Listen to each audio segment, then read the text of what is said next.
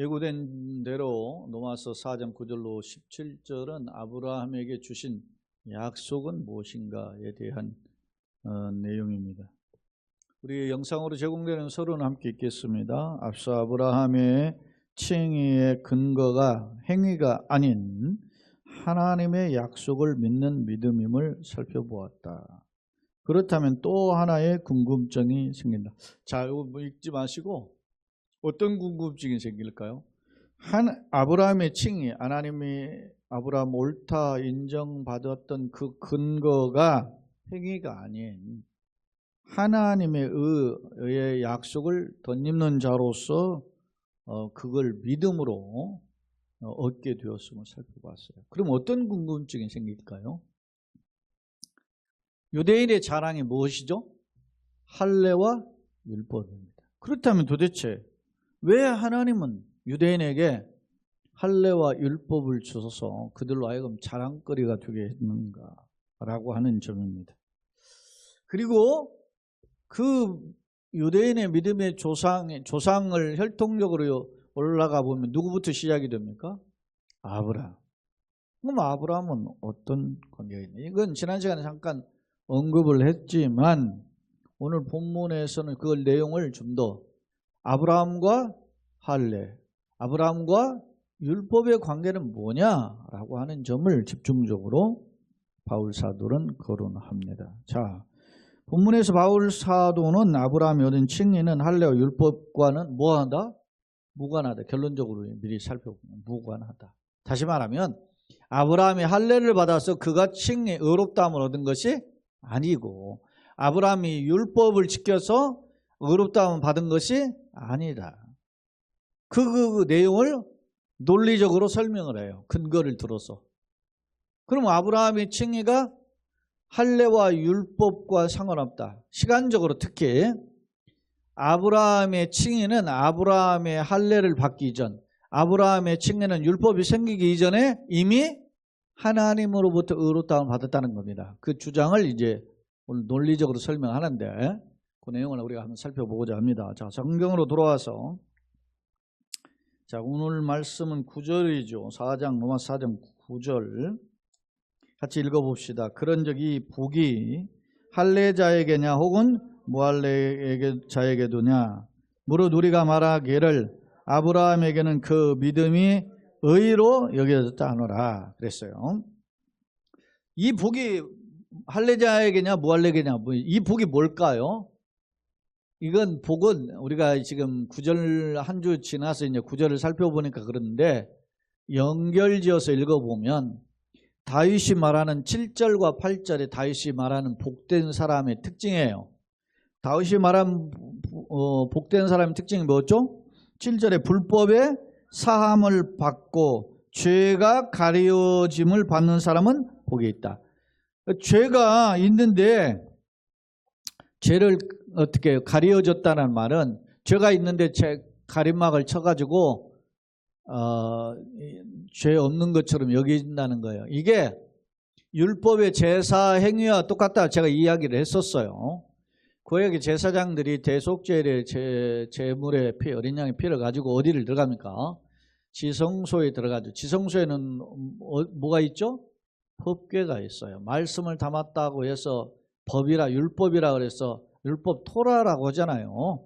토라 그게 그래서 법궤라고도 하고 하나님의 율법은 뭡니까? 언약이에요. 언약. 그래서 말씀으로 주어진 약속이란 말이에요. 그래서 무슨 궤라고 하죠? 언약궤라고도 해요.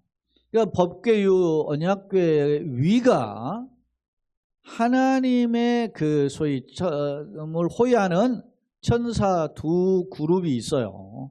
그 두 그룹이 이쪽 끝에서 우측 끝 좌측 끝에서 그러니까 법궤가 어디를 바라보고 있어요?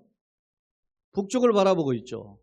그러니까 북쪽이니까 북쪽을 등지고 있죠. 그러니까 어떻게 합니까? 동서남북이죠. 우리가 볼 때. 그러니까 북을 통해서 남쪽을 바라보고 있으니까 법궤가 향하는 지점을 통해서 양쪽 끝에 그룹이 이렇게 날개를 하고 이렇게 있고 이쪽 날개를 하고 한쪽 그룹 이쪽에서 이렇게 하고 있는데 그러면 이 날개가 둘이 이렇게 연결되어 있어요. 법궤 위, 소위 우리가 흔히 말하는 법궤 위 덮개죠. 그걸 그냥 뚜껑 덮개인데 덮개 위가 하나님의 뭐예요? 보좌지, 보좌. 의자 형식이란 말이에요. 거기에 하나님이 좌정하신다 그런 말이에요. 응? 우리가 예배를 드릴 때 하나님이 이 예배 가운데 뭐 하시기를 원합니다? 좌정하시기를, 함께 앉아 계시기를 원한다. 그러니까 하나님의 영광의 보좌에 앉으셔서 우리 예배를 받으신단 말입니다. 그 예배를 받으시는 자리가 어디예요? 구약의 언약궤 법궤 위에 그 자리를 그룹이 이렇게 호위하고 있는, 그러니까 하나님이 임재하시는 곳이라고 생각해요.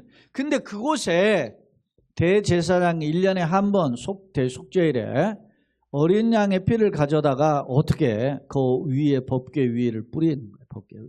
덮개 위에. 그 덮개 위를 가리켜 우리는 속죄소라 그렇게 불러요. 죄를 속하는 장소라 말이에요. 속죄하는 장소라 말입니다. 그러니까 거기가 죄를 속하면서 동시에 죄가 용서되니까 은혜를 베푸는 자리다. 그래서 시은 소라 이렇게 표현했단 말입니다. 근데 자, 그걸 지금 설명하는 거예요. 죄를 어떻게 하죠? 법궤 위에 피를 뿌리죠. 그럼 하나님이 거기서 그 피를 보고 죄를 어떻게 해요? 눈 감아주는 거예요. 이 표현이에요. 죄의 가리우심을 받은 자는 뭐라고? 복이 있다라는 표현이 7절에, 그 다음에 8절에 반복이죠. 주께서 그 죄를 뭐요? 인정하지 아니하는 사람은 복이 있다. 똑같은 말이에요. 죄의 가리움을 받았다, 죄가 아니다 하고 인정해 주는 거예요. 왜? 뭘 보고? 피, 어린 양의 피를. 너는 죄인이 아니야. 그렇게. 자, 9절 다시 와요. 그런즉 이 복이 누구? 어떤 사람에게 내리는 거예요? 이 복이 할례자에게냐 혹은 무할례자에게느냐 물어봐요. 지금 바울이 반문하는 거예요. 그런 이런 죄를 가리워진 사람의 복이 도대체 누구에게 주는 거냐 물어보는 거예요. 다시 한번 봐요. 이 복이 누구에게냐? 할례자는 유대인에게냐죠. 유대인에게냐? 무할례자는 누구죠? 이방인에게냐? 되냐? 무릇 우리가 말하기를 아브라함에게는 그의 믿음이 의로 여겨졌다. 이걸 또 이렇게 누가 복이 있느냐는 거예요. 그러면 아브라함은 어떻게 복을 받았죠? 어떻게 의를 받았죠? 아브라함이 무할례자냐 할례자의 개념으로 받은 것이 아니다는 거예요. 이게. 자, 그럼 봅시다. 그런즉 그것이 어떻게 여겨졌느냐? 할례시냐? 자, 그것이라는 말은 아브라함이 의로 여겨진 것이에요. 아브라함이 의로 여겨진 것이 어떻게 여겨졌냐 이거. 그러면 자, 또 두 번째 질문이에요. 할례시냐 무할례시냐? 아브라함이 할례를 받고 난 뒤에 의로 여겨졌냐 아니면 할례를 받기 전에 의로 여겨졌느냐 물어보는 거예요. 반문하는 거예요. 지금 묻고 답하고 이거 지금 바울이 논리를 이렇게 전개해 가요. 그러니까 자 11절 그가 할례의 표를 받은 것은, 할례표 받았죠? 언제 받았죠? 아브라함 몇 살 때? 창세기 17장에 뭐 아브라함 99세 때 받았어요. 99세 때. 할례의 표를 받은 것은 무할례시에 뭐요? 믿음으로 된 의를 인친 것이냐. 이게 중요한 거다. 이 말은 매우 중요하다. 할례표라는 말은 할례를 받았죠. 할례를 표는 뭐냐면 사인이라는 거예요. 이게. 그래서 할례는 무슨 표다? 언약의 표징이야. 언약의 사인이에요. 이스라엘이 할례를 받았죠. 남자 8일 만에 할례를 행하죠. 그건 뭐라는 거예요? 언약의 표징이라는 거냐. 언약의 표징. 너는 하나님의 구원을 받은 백성의 표징으로 주는 거야. 근데 이 아브라함이 이 할례 표를 받은 것은 그 할례, 자 보세요. 저를 보세요. 저를. 할례의 표를 받은, 이게 할례를 받은 거죠. 하나님이 사인을 하게 한 거예요. 그러면 이 사인을 하니까 이 사인이 있으니까 하나님이 너를 의인이라고 해서 이미 의인이니까 그 사인을 하도록 행하게 한 거예요. 전자의 후자예요. 자, 아브라함이 의인인데 의인이기 때문에 할례를 통해 가지고 이게 할례가 무슨 표현이에요? 구원의 표징이잖아요. 그 표징을 행하게 한 거예요? 아니면 그 구원의 표징이나 할례를 받음으로써 구원이 생긴 거예요? 전자죠. 그러면 전자의 할례를 받기 이전에 아브라함은 뭐를 소유했다는 거예요?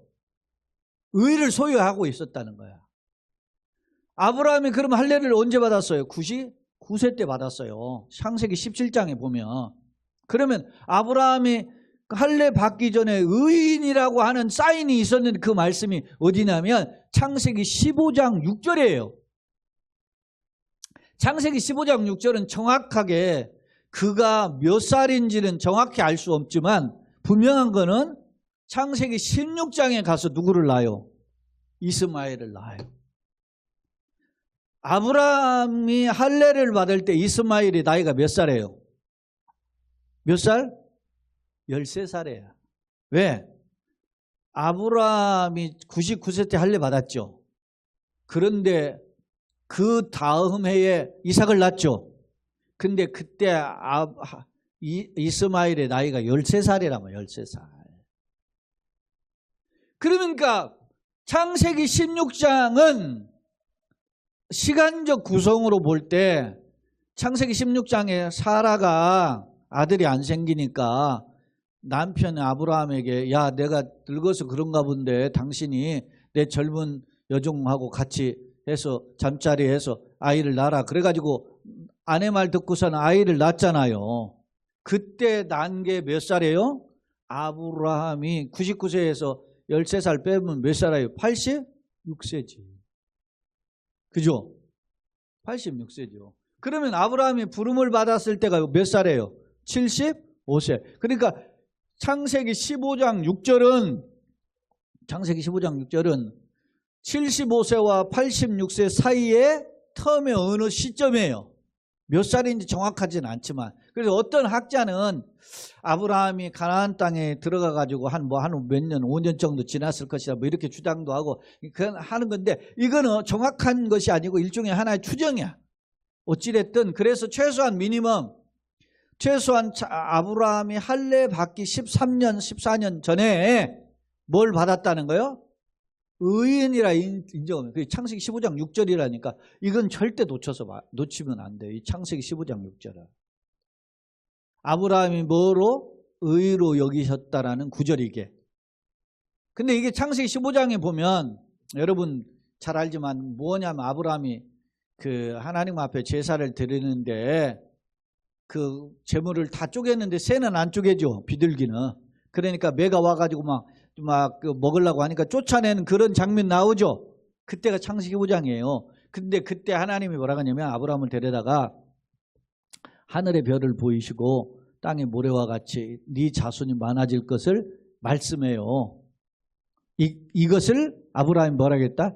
믿으니 이것을 그의 의로 여기셨다 그랬어요.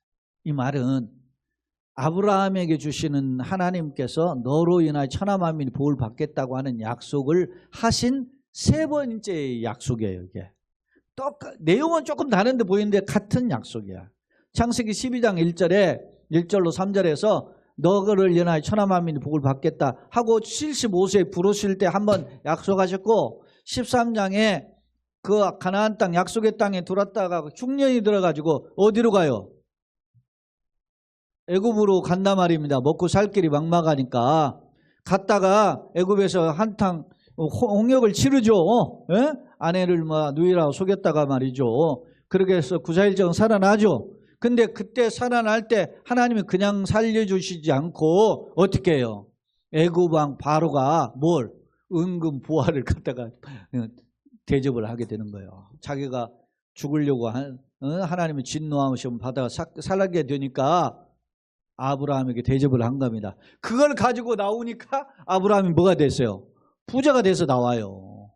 그때 이제 식술들이 많아졌단 말입니다. 롯과 이 조카 가정과 자기 가정이 그때 아브라함이 뭐라고 해요? 네가 우하면 내가 좌하고 네가 좌하면 내가 우하할 것이다. 선택권을 누구에게? 조카에게 주잖아요. 그럴 때 이제 하나님이 또 나타나셔서 보여서 네가 어떻게 해요? 보는 동서남북으로 땅을 바라보라 그러잖아요. 그리고 너의 이 보는 땅을 너와 내 자손에게 주겠다. 할렐루야. 이게 두 번째 약속이에요, 이게. 그리고 창세기 15장이 세 번째 약속이야. 그렇다고 보면 시간이 가나안 땅에 있다가 애굽 땅에 갔다 왔다가 이런 시간이 흐르죠. 그러니까 그런데 하나님이 천하 만민이 누구를 인하여? 너를 인하여 그리고 너의 자손을 인하여 복을 받는다 그랬잖아요. 근데 그때까지 아브라함이 자식이 있어요, 없어요? 없으니까 창세기 15장에 보면은 하나님 뭐라고 하더니 아브라함이 하나님이 나에게 자식을 주시지 않았으니까 내 자식을 통해서 복을 주신다 했으니 고대 근동의 풍습이 뭐예요? 자식이 없으면 뭘 해? 입양을 한단 말이에요. 입양을. 에? 그래서 자기 집에서 제일 충성을 잘하는 노예 누구? 엘리에셀이라는 사람을 입양하겠습니다. 그렇게 한 거예요. 아들로. 그랬더니 하나님이 그런 거예요. 아니다. 너의 몸에서 날짜가 진정한 자식이다. 그러면서 다시 또 보여준 거예요. 뭘 보여? 하늘의 별처럼 땅의 모래처럼 내 자손이 많아질 것이다. 그러니까 그거를 뭐라고? 아브라함이 믿었다. 뭘 믿었다고? 하나님의 약속을 믿었어요. 그 당시 아브라함에게는 개인적으로 무엇이냐? 너희 자손이 하늘의 별처럼 땅의 모래처럼. 근데 그 자손이 천하 만민이 그 자손을 너와 그 자손을 통해서 하나님은 뭐요? 복을 받게 하시는 거야. 할렐루야. 놀라운 거예요. 놀라운 거예요. 그러니까 우리가 여러분 보세요. 뭐 뱀도 하다 보면 허물을 벗잖아요. 그리고 성수가 지잖아요. 인터넷 예전에 제가 무슨 영상 하나 봤는데 그 곰 새끼가 저 집안의 강아지 보고 무서워가지고 버뜩 일어서가지고 막 이렇게 해요. 그러니까 그 강아지가 달려가니까 얼른 꼬리피 하고서는 도망가는 영상이 있어요. 여러분 곰 어미가 강아지 무서워하겠어요? 곰 새끼는 그걸 모르는 거지. 자기가 힘이 있는 자인지 몰라요. 네? 곰이 나무로 올라타잖아요. 절벽에서도 곰이 안 떨어져요. 오늘 유튜브 영상 같은 거 보면 곰이 절벽에서도 안 떨어져. 기어 올라요. 그 곰 힘이 그렇게 센지 몰라. 여러분 미물인 짐승도 어느 정도 커가면서 뭘 깨달아요? 자기 정체성을 깨달아요. 하나님의 사람인 우리 성도들이 내가 누군지 정체성을 깨닫는 것이 능력이에요. 할렐루야. 제가 지난 주 중에 우리 동기 목사님이 이제 소천하셨어요. 저보다 나이는 한 살 정도 더 잡섰는데 참 인격자인데 파킨슨 병이 와서 결국 이제 몇 년 고생하시다가 돌아가셨어요. 파킨슨이 일종의 뇌로 오는 질환이잖아요. 근데 언젠가 자기 책이 나왔다고 저한테 연락이 와가지고 그 통화를 한번 한 적이 있었는데 제 전화번호가 있었던 모양이죠. 그러니까 그 아들이 저한테 문자가 왔어요. 아버님 핸드폰을 보고 연락을 드리면 친구분이신 것 같아서 연락을 드립니다 하고 문자가 왔더라. 그래서 안산이기 때문에 그렇게 멀 거리가 아니어서 장례식장 하나님이 잔치집보다는 초상집 가라고 그랬으니까 위로가 필요한 데니까 가보자고 갔죠. 갔더니 저 말고도 이제 우리 동기 목사님들이 뭐 10여 분 왔더라고. 왔는데 그 중에 한 분이 그러더라고. 왜? 여러 자리에서 물어보는 거예요. 이 사람 A라는 말을 했는데 우리 자기 앞에서는 A라는 말을 했다는 거예요. 근데 여러 사람 있는 자리에서는 A라는 거 손바닥을 뒤집어서 B로 말을 한대. 그러면서 왜 사람이 저렇게 달라지는가? 어떤 게 본심인지 모르겠다 그래요. 그래서 제가 그랬어요. 바꿔서 손바닥 바꿔서 말하는 그게 본심이에요. 그게 진짜지. 사람은 결정적인 순간에 결정하는 게 그게 진짜인 거예요. 응? 그럴듯하게 살 수 있어요. 그러나 궁극적인 코너에 몰렸을 때도 그 말을 지킬 수 있느냐가 진짜인 거예요. 기독교의 신앙은 거기에 나타나는 거예요. 장담 못하죠, 누구나. 근데 아브라함 보세요. 아브라함이 아니 자식을 안 주셨는데 하나님이 또 말씀해요. 너의 몸에서 날짜가 자식이라고. 그걸 믿었어요. 아 그래요. 근데 보세요. 자 보세요. 아브라함이 그렇게 하고 16장에 가서 뭐 해요? 내 몸에서는 자기 본 부인이 사라잖아요. 지금 부인이 없어요. 또 다른 부인은 후처는 없어요. 근데 자식을 못 낳아요. 근데 하나님이 자식 내 몸을 통해서 준다고 했으니까 이게 잘못됐나 할 때 사라가 순간 훅 들어오는 거예요. 뭐예요? 아 내가 나이가 들어서 아브라함보다 사실은 사라가 9살 젊은데 내가 좀 나이가 많아서 못 낳는 것 같으니 젊은 여자 데려다 가면 낳아보세요. 이렇게 하니까 그것도 하나 방법인가 생각하고 낳았단 말입니다. 낳는데 하나님 어떻게 해요? 그건 네 자식이 약속의 자식이 아니다. 네 혈통의 자식이긴 하지만 무슨 자식이 아니다? 언약의 자식이 아니다. 아브라함의 그 믿음을 하나님 어떻게 해요? 다 업그레이드 계속한단 말이에요. 자, 이야기가 다시 정황했는데 다시 11절 와요. 자, 그가 할례의 표를 받은 것, 99세에 할례의 표를 받았죠. 받은 것은 무할레시의 믿음으로 의를 인친 것이니. 무할레시의 뭐요? 믿음으로 하나님의 뭐라 의인이 된 것을 단지 99세 때 네가 의인이라는 것을 확인하는 도장으로 뭐 인치를 했다 도장 쳤다는 거예요. 도장을 친 거라는 것은 무슨 말이냐면 할례를 받게 함으로 이게 하나님의 사인이라는 걸 보여준 겁니다. 네가 믿음으로 구원받았어 라는 것을 확증해 주는 표현으로 뭘 받겠다? 할례를 받겠다. 이 말을 하려고 지금 장악한 거예요. 지금. 자, 인친 것이니 이는 무할례자로서 자 지금 무할례자가 누구예요 지금? 이방인이죠. 그죠? 할례자는 누구예요? 유대인. 무할례자는 누구예요? 이방인들에게로서 믿는 모든 조상의 뭐요? 믿는 모든 자의 조상이 되어 그들로 뭐로? 의로 여기심을 얻게 하려. 자, 무할례자 우리 이방인들로 하여금 믿는 모든 자 뭘 믿어요? 하나님의 약속을 믿는 자에게 의로 여기심을 받게 하는 모델이 되겠다는 거예요. 지금 하나님이. 그래서 아브라함을 무슨 조상이라고 부르죠? 믿음의 조상이라고 부르는 거예요. 아브라함이 무엇으로 구원받았다? 믿음으로 구원받았다.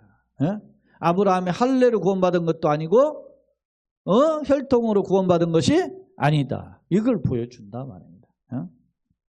자, 또한 12절 할례자의 조상인데 할례자는 누구예요? 유대인이죠. 유대인에게도 조상이 됐죠. 곧 할례 받을 자에게뿐 아니라 같이 읽어봅시다. 우리 조상 아브라함이 무할례 시에 가졌던 믿음의 자취를 따르는 자들에게도 그러하니. 자 보세요. 할례자의 조상은 뭐냐면 유대인에게 조상이 됐는데 할례 받을 자에게뿐 아니라 이거는 유대인 그 할례를 이어서 받는 유대인들 민족 유대 민족뿐만 아니라 우리 조상 아브라함이 무할례 시 할례를 받기 전에 가졌던 뭐 믿음. 아브라함 믿으니 하나님이 이것을 의로 여겼다 했죠. 언약을 믿은 그 믿음의 자취, 믿음을 쫓아가는 자들에게도 그렇게 조상이 되게 하기 위함이다. 그래서 9절로 12절에 나타나는 말씀은 아브라함의 의가 소위 할례 이전에 받았다라는 것을 논증적으로 증명하고 있어요. 자, 13절 그럼 봅시다. 13절 정리한 거 이게 요약한 거예요. 아브라함이나 그의 후손에게 세상에 뭐요? 상속자가 되리라고 하신 언약은 율법으로 말미암은 것이 아니요 오직 믿음의 의로 말미암은. 자, 두 번째로 거론하고자 하는 게, 그러면 이스라엘의 대표적인 자랑이 크게 두 가지죠. 하나는 뭐죠? 할례 받았다. 하나는 또 뭘 받았다? 율법을 받았다. 그러면 율법과는 무슨 관계냐 봅시다. 아브라함이나 그 후손에게 세상의 상속자 되리라고 하시느냐면 율법으로 말미암은 것이 아니요 오직 믿음의 의로 된 것이라 그랬어요. 말만 것이다. 자, 14절 다 같이 읽어보시죠. 만일 율법에 속한 자들이 상속자이면 믿음은 헛것이 되고 약속은 파기됐다. 자, 율법을 받은 사람들이 아브라함의 진정한 상속자, 다시 말하면 구원의 백성이라고 한다면 그런 말이에요. 믿음은 뭐가 된다? 헛것이 된다. 하나님의 약속을 믿은 건 굳이 그럴 필요가 없다는 거예요. 헛것이 되고 약속은 파기해져. 혈통, 율법 그것을 받았기 때문에 구원받았다고 한다면 아브라함의 믿음의 의를 쫓아가는 필요가 없다 그런 말이에요. 봐라. 또 15절. 율법은 뭘 이루어요? 진노를. 율법은 죄가 뭔지를 다 나타내 고발하죠. 그 이루게 하나니 율법이 없는 곳에 뭐도 법도 없다. 그러니까 율법은 기능을 이야기하고 있어요. 율법의 역할을 이야기하고 있단 말입니다. 16절 또 읽어봅니다. 그러므로 상속자가 되는 그것이 은혜에 속하기 위하여 믿음으로 되나니. 자, 중요한 겁니다. 상속자는 아브라함처럼 구원을 받는다는, 그냥 상속이 아니고 아브라함의 구원의 상속자가 되는 것은 은혜에 속하기 위하여 뭘로 돼요? 믿음으로 된다. 구원은 믿음으로 되나니 이는 같이 읽어봐요. 약속을 그 모든 후손에게 굳게 하려 하심이라. 율법에 속한 자에게 보니, 그러니까 유대인에게 뿐만 아니라 아브라함의 믿음에 속한 자에게도 그러하니라. 아브라함의 믿음에 속한 자가 누구예요? 이방인들 중 예수를 믿는 사람들. 그러니까 혈통적으로 유대인 뿐만 아니라 이방인에게까지 아브라함의 상속자가 되게 하셨는데, 그 상속은 뭐라고? 율법이 아닌 하나님의 약속을 믿는 것이다. 그렇게 설명하고 있어요. 그러면서 그러하니라. 아브라함은 우리 모든 사람이 뭐라고? 조상이다. 아브라함 우리 모든 사람의 언더라인이에요. 그게 우리 모든 사람이 누구죠? 예수를 믿는 사람이죠. 믿음의 사람들. 그러면서 17절이 이제 결론적인 거죠. 기록된 바 내가 너를 많은 민족에 뭐요? 조상으로 세워 천하만민이 너를 인하여 복을 받으리라. 똑같은 말이에요. 조상을 세웠다 함과 하심과 같으니 그가 믿은 바 하나님 뭐라? 자, 여기가 매우 중요한 표현이죠. 아브라함이 아까 하나님을 믿으니 이것을 그의 의로 여겼다 그랬죠. 창세기 15장 6절. 근데 그 아브라함이 하나님을 믿은 그 믿음을 깊게 소위 들어가 보니까 아브라함 믿은 하나님이 어떤 하나님이라고? 자, 다시 봅시다.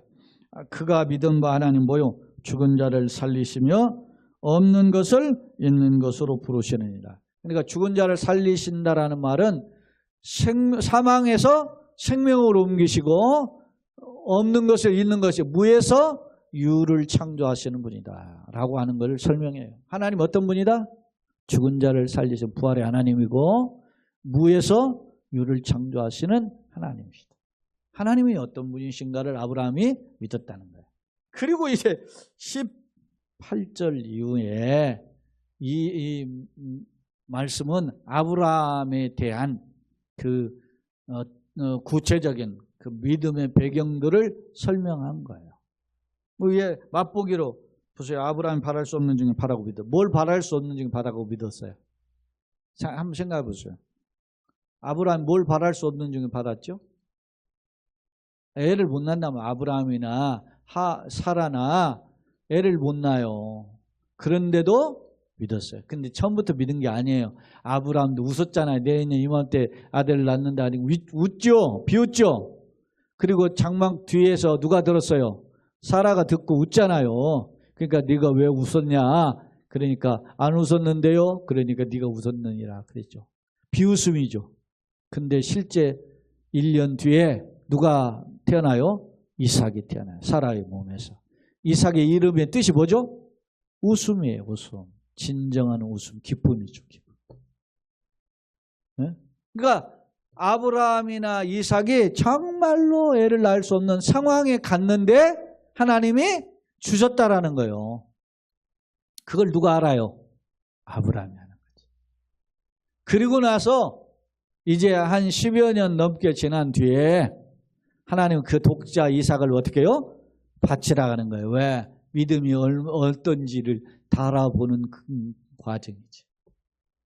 그때 아브라함이 어떻게 해요?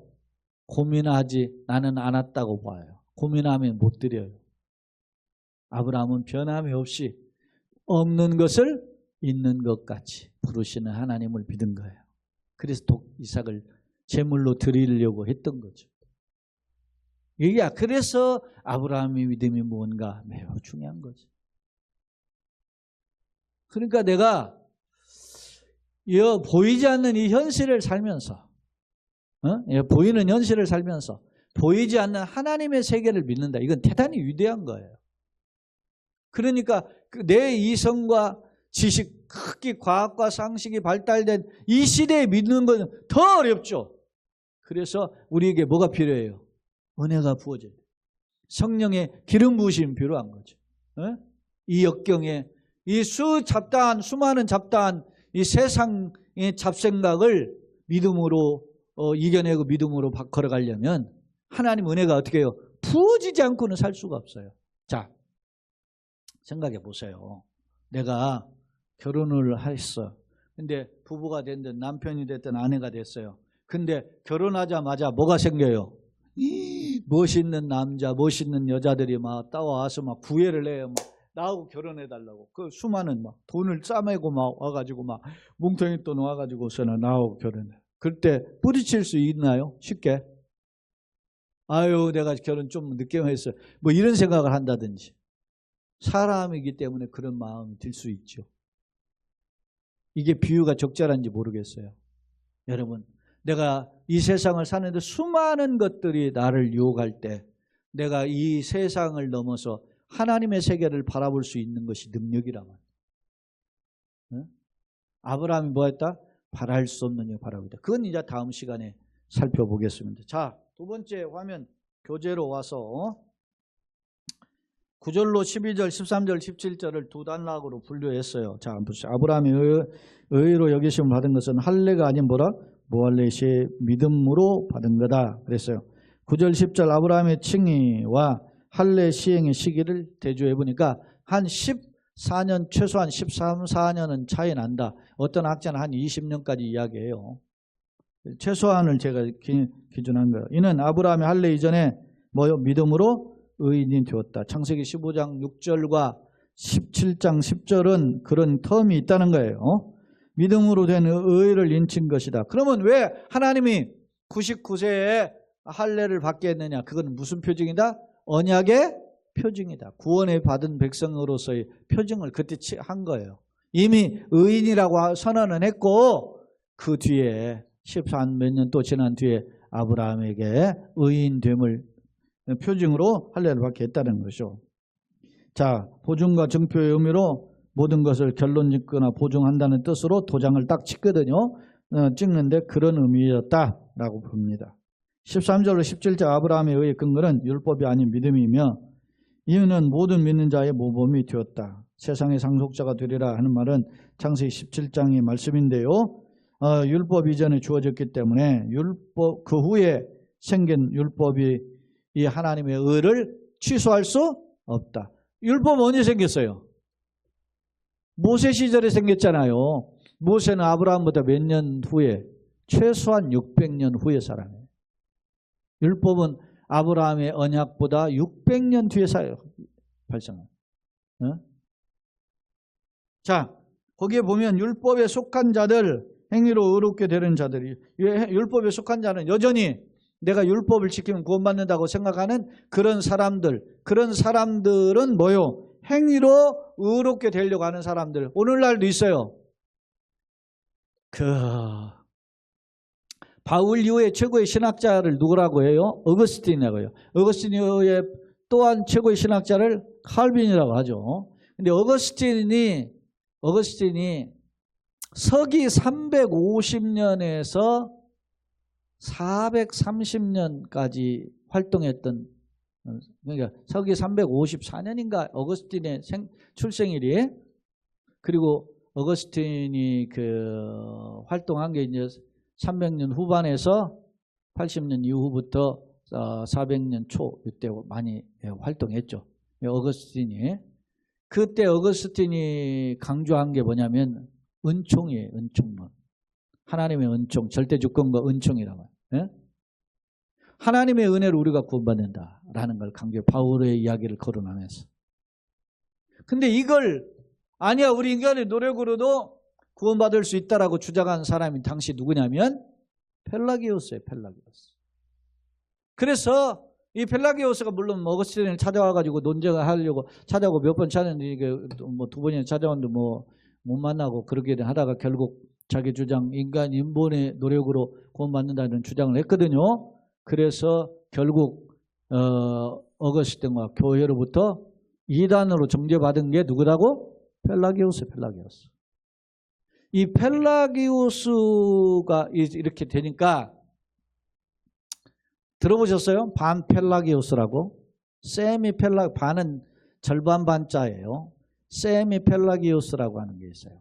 이 세미 펠라기오스는 뭐냐면, 이 세미 펠라기오스자들은 뭐냐면 하나님 은총을 우리가 구원을 받아. 그러나 인간도 노력을 해야 된다는 거야. 인간을 노력을 막 해가지고 어느 정도 도달했을 때 하나님의 은혜를 딱 해가지고 구원시키는 거다. 이렇게 인간의 그 소위 펠라기우스의 인간의 노력 공로 사상과 하나님 은총을 살짝 믹서해 놓은 사람이 누구라고? 세미 펠라기우스자, 반 펠라기우스라고 하는 그런 게 어거스틴 시절에 있었어요. 이러한 논리가 오늘날 어디에 집중되어 있어요? 로만 카톨릭 천주교의 논리에 있어요.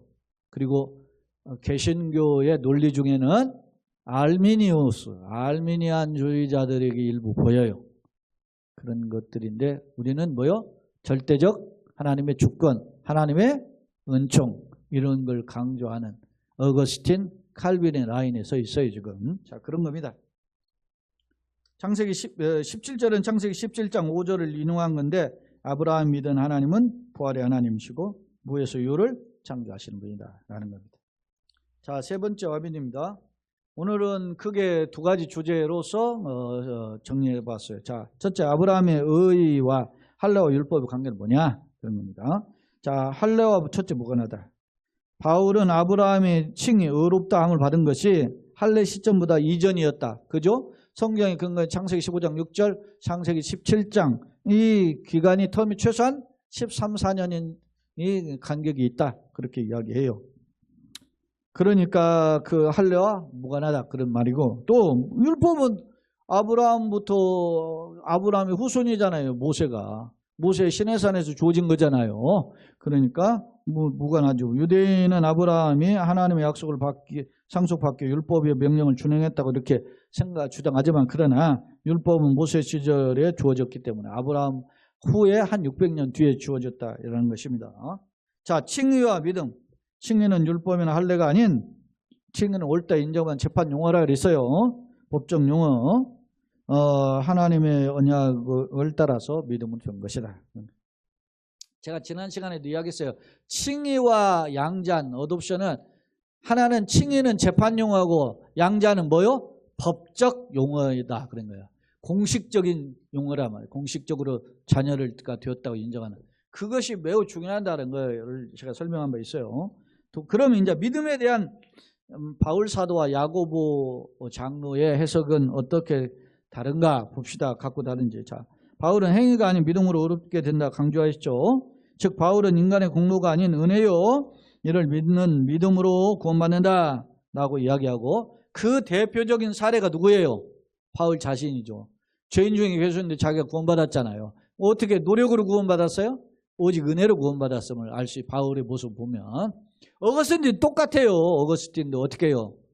불황자 사생아를 낳고 산 사람이잖아요. 에? 만유에 심취했고 그런데 그가 하나님 은혜로 구원받았잖아요. 그래서 어거스틴의 제일 유명한 책 중에 하나가 뭐예요? 은총론도 있지만 뭡니까? 참회록이라는 책이 유명하잖아요. 그런 겁니다. 그래. 자, 야고보 장로는 그럼 뭐냐? 믿음만이 아니 행함으로 의롭다함 받는다라는 점을 강조했는데 이게 도대체 무슨 뜻이냐? 읽어봅시다. 이는 참 믿음이란 입술로만의 고백이 아니라 뭐요? 참된 삶 속에서 순종으로 나타나야 된다. 그러니까 열매 맺는 삶이 필요하다는 걸 강조한 거야. 그냥 포커스가 좀 다르다는 거야. 어? 야고보 장로는 구원받은 자의 뭐요? 하나님의 백성다운 삶을 강조한 거고, 바울은 뭘 강조해요? 구원은 오직 하나님의 주권에 따른 은혜라라는 걸 강조하기 위한 포커스가 다르다. 그래서 이게 제가 결론에도 이렇게 적어놓은 상반된 논리가 아니라 각도의 차이다. 바울은 뿌리를 근본을 이야기했다면 야고보는 뭐요? 열매를. 어떻게 그 뿌리가 내려서 열매를 맺는가? 그거 중요함을 강조했다라고 본 것이 적절한 해석이다. 그게 서로 충돌한 게 아니라 상호 보완력이다. 그런 결론입니다.